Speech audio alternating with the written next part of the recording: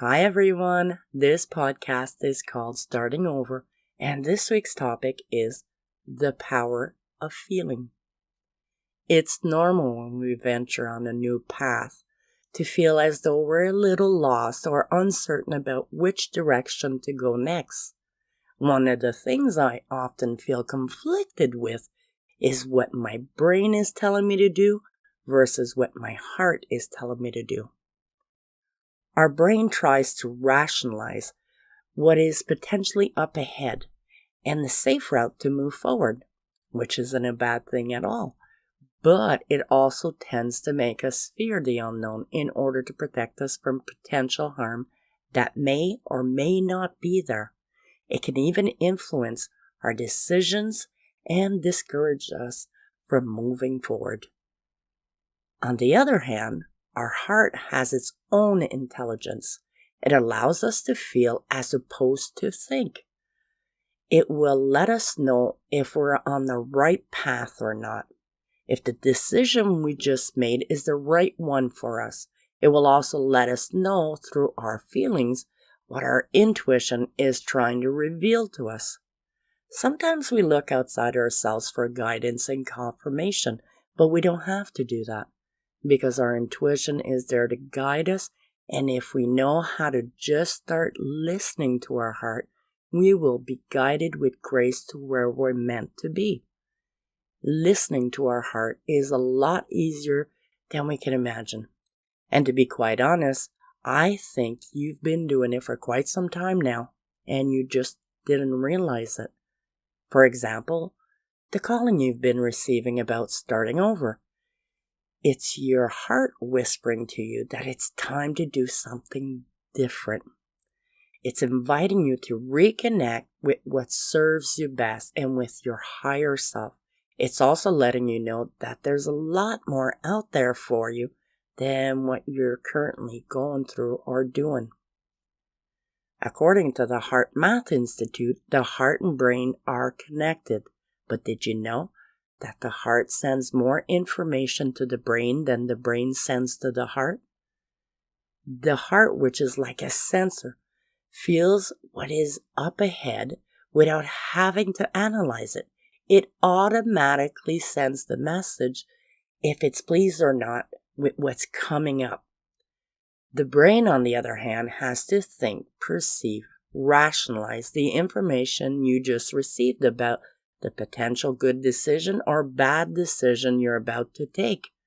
But it often confuses people with fear-based thoughts based on their past experience or other people's opinions.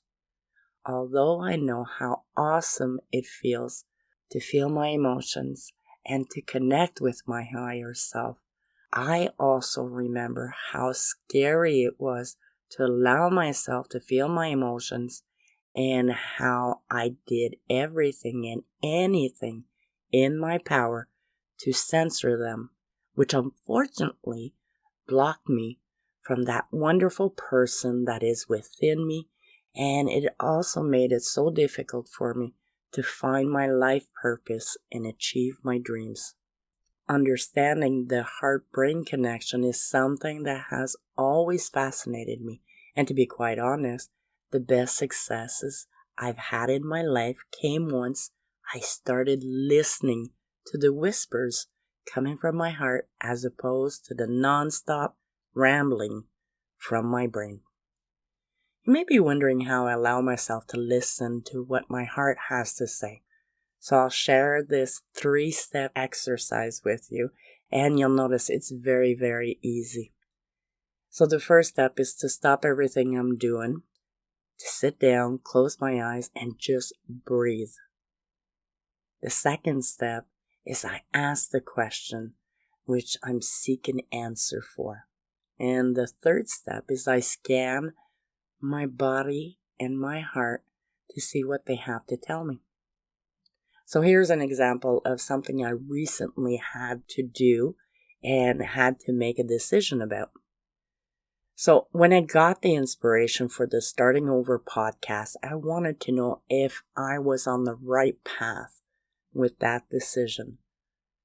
I stopped everything I was doing. I found a comfortable place to sit down where nobody would disturb me. I closed my eyes and I started breathing until I could feel the peace in my heart and in my body.